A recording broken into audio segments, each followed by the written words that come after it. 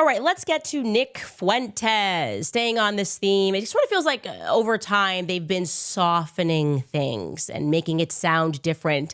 This is, by the way, for people who initially, and I know people have changed their minds as things grew more radical, but I think people who initially were supporting the transgender movement were not doing so out of evil. It's, this kid's going through some stuff, or I want to be a supportive parent. I think they were very ill-guided. It was obvious to me that as soon as you start saying that children have the authority when they're 4 to decide about their bodies, we know what comes next. We just know what comes next. It's obvious. And they're always trying to throw these things out to exist between like a left-right paradigm, but it's just the sickos at the top trying to accomplish their aims and also slowly introducing this in culture. We spoke about that, how they're now kind of soft selling us incest and pedophilia at all times. And of course, if you've read Hollywood Babylon in our book club, then you know that this is the founding story of Hollywood. That is Hollywood's founding story. They were after this Babylonian culture. They largely imported a bunch of Viennese directors who had been engaging in pedophilia over in Vienna, and that it was rampant. It was just rampant. Anyway, Nick Fuentes is one of these people who is trying to soften it. So for clarity, before we listen to this clip, Jeffrey Epstein had been accused of trafficking children, 8 years old, 11 years old. He, for his own birthday, as a birthday present to himself, found some 12-year-old triplets who were dirt poor, and his friend, Jean-Luc Brunel in Paris, flew these 12-year-old triplets to Jeffrey Epstein, okay? No one's arguing about Jeffrey Epstein's perverted interest, a sexual interest. No one's arguing that. However, Nick Fuentes is going to explain why actually that's not pedophilia. Take a listen. This whole pedo thing, it's like, is it really pedophilia? I don't want to be the one that has to say it. But I guess I'm being forced to say it. It's not really pedophilia, okay? They weren't trafficking 5-year-olds. It was like they were technically not legal. Big difference, in my opinion. I know that's a controversial take, but that's not really the issue there, okay? The issue is not that they were barely legal teens, which is what it is. It's horrendous. It's awful. It's pedophilia. Okay, relax. No, the issue is that Epstein is a Jewish spy probably working with Israel. That's the dilemma there. He's working with Israeli intelligence. Honestly, this is a time where it is appropriate to say this. Stop. That's it. That's all I have to say. Stop. Agree. I watched clips. Just stop right there. Why? Why are we always here in society for no reason? How easy is it not to do that? Okay? Not to try to use some technicality, which, by the way, who do you think is in control of these definitions, by the way? I mean, they are changing the definition of what it means to be a girl and a boy right now. So if you can find, well, look at this definition. Technically, if the person is 11, if the person's not under 5, who cares if they're prepubescent? The point is not pedophilia. We've expanded the definition. We're constantly expanding and changing definitions to confuse people against common sense, okay? If you are sexually interested in prepubescent children, you're a pedophile. How about that? Is that easy? Thumbs up? Cool? We good? And what is just so remarkable to me, and like I said, I've been fine with him doing his thing. Obviously, he's a federal informant. It's ridiculous for people that don't understand that. It's ridiculous that people just keep following him despite the overwhelming evidence. I mean, this guy took a meeting with Dan Wilkes' partner after years of screaming about Ben Shapiro and talking about Israel. And all. He took a meeting with Defend Texas Liberty and Ferris Wilkes' partner, and pitched, one reporter got documents, was pitching to sell the data of his followers. And people were like, that's fine. He led people into a Capitol with a bullhorn and said, ignore police, storm the barriers as if he had fed instructions. And we know for a fact he was informed the night before by Milo Yiannopoulos that the feds were going to be, that there was some Fed trap happening. And despite that, he went with a bullhorn. He didn't just attend, he had a bullhorn and he's telling people to storm and he doesn't get arrested. And his lawyer wants to go off record when he's asked directly about whether or not he is a federal informant. It's been so in your face and obvious. The ridiculous, I just got $250,000 in Bitcoin from France from a guy who's killed himself and published a letter 24 hours after he was dead because he set it on a timer and it's in perfect English. And anybody who's ever been to France, French people don't speak perfect English. They are not writing a letter in English, even if they speak perfect English. It's just been so absurd that it offends my senses. It offends my sensibility that people have been following him. This is a Glee Club kid, okay? He's dramatic. I like Nick Fuentes clips. Like I like watching Real Housewives clips. And this is, by the way, the problem, as I've said, that heterosexual men cannot continue to follow theater boys. This is actually an illness in our society, is that people who are playing the part of men and are actually at their core theater boys and want to go to Congress and want to have platforms and would never fight wars, they are, for whatever reason, being listened to by actual men. This was just unbelievable to me that the statement was made and you couldn't see that it was going to end here. Of course, this is what happens. This is what happens when you elect or you decide that you're going to follow people who don't like women. That's the reality. They don't like women. So family offends them. And despite making that statement, he then tries to do a 180 and pretend he didn't just say what we heard him say. Here's what he said in a follow-up where he's going to yell at you for hearing what he just said, which is that it's not pedophilia. Take a listen.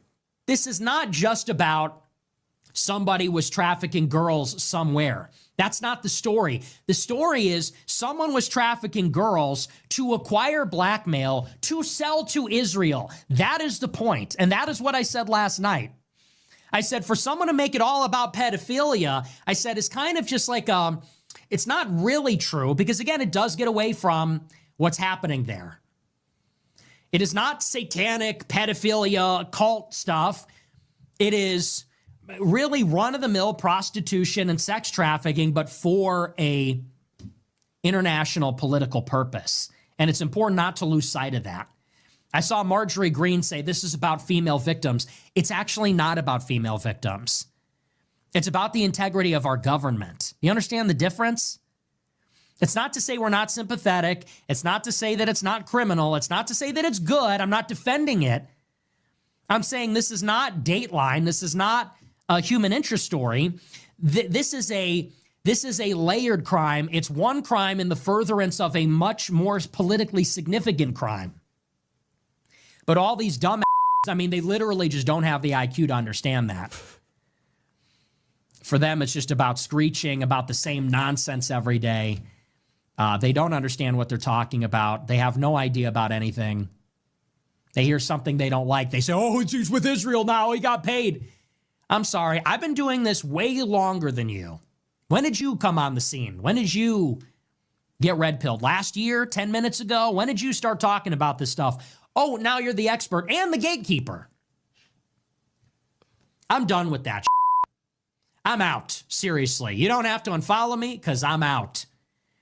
This whole movement of Gen X idiots that are obsessed with satanic pedophile elite and psycho conspiracy kookery that doesn't even make sense, this Candace Owens bullshit, I'm out of all that. Seriously.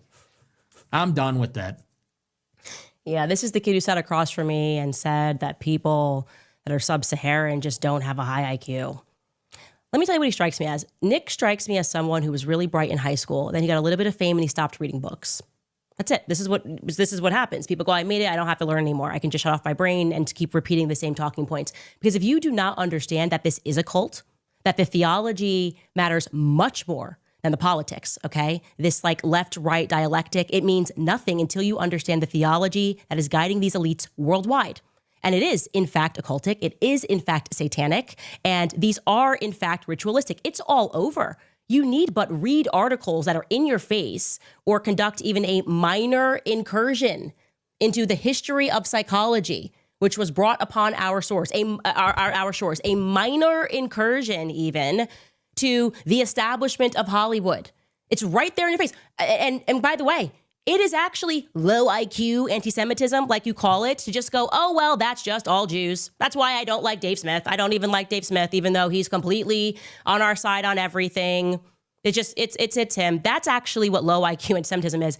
Because to be clear, this occultic, ritualistic stuff, these people are gypsies. They exist in every faith. Let's be clear, Aleister Crowley was a student of this. Did Aleister Crowley exist? Did Jack Parsons exist? Who established the Apollo program at NASA? Was he similarly conducting occult sexual rituals to establish a moon child? Did we then suddenly go to the moon after the Apollo program was established? So actually, Nick, it's you that is demonstrating that you have a low IQ, or rather that you are trying to tell your audience to stop learning. You're trying to convince them, and by the way, you're trying to convince them that Satan is a conspiracy theory. Keep focused on the minutia. The left versus right? It's Israel versus America. It's not bigger than that. There's no global conspiracy happening. We weren't told that Satan's going to inherit the earth. This is why he also strikes me as someone who does not attend mass regularly. First, because of the way he speaks. There is such a thing as having a Catholic conscience. It's difficult to speak in the manner that he does all the time. If you were attending mass, which he should do, I think it would make him a better person. But far be it from me to give Nick Fuentes any suggestions, because the last time when I just asked him who he was dating, or like, hey, you're going to get married one day, he lost his mind. He started acting like a raging homosexual, calling me all sorts of things, of course, when he was in the comfort of his own home, and very much embodying the stereotype of women that you see on reality TV. This is actually was his reply to me for asking him about whether he wanted to get married one day. Sit down and shut the up, bitch! That's what a man has to say. Just a general rule. If you have to say I'm a man, which he then follows up by saying I'm a real man, you probably aren't one. Okay. Hey, Brigitte, if you got a suit to prove you're a woman, you're probably not one. Real men, their natural inclination is to protect women and children. That's a fact. A woman's natural inclination is to respect men when they are exhibiting the attributes of true masculinity, protecting women and children. Not getting up on a platform and trying to soft sell the definition of pedophilia by saying, well, it wasn't 5-year-olds, and so it's okay. And by the way, to that clip of him yelling, all I can ever see is the Real Housewives of Beverly Hills. Take a look at this. Sit down and shut the up, bitch! That's what a man has to say. A real man. That's how I talk to my sisters when they took my shirt when I was in high school, and just yell, scream at them, and point. Anyway, it's a call for actual real men to stand up and become leaders and to help us fight what we are fighting, which is a spiritual war. Yes, it does matter. And perhaps the wrong person to deliver this line from which movie, I forgot which movie this is, but it is true. Unusual Suspects, the usual suspects, Skylar has corrected me, but this quotation is definitively true. Take a listen. The greatest trick the devil ever pulled was convincing the world he didn't exist. Actually, maybe he was the exact right person to deliver that line. Let's take a brief break and then discuss some of your comments from yesterday's episode about the GATE program, which were fascinating.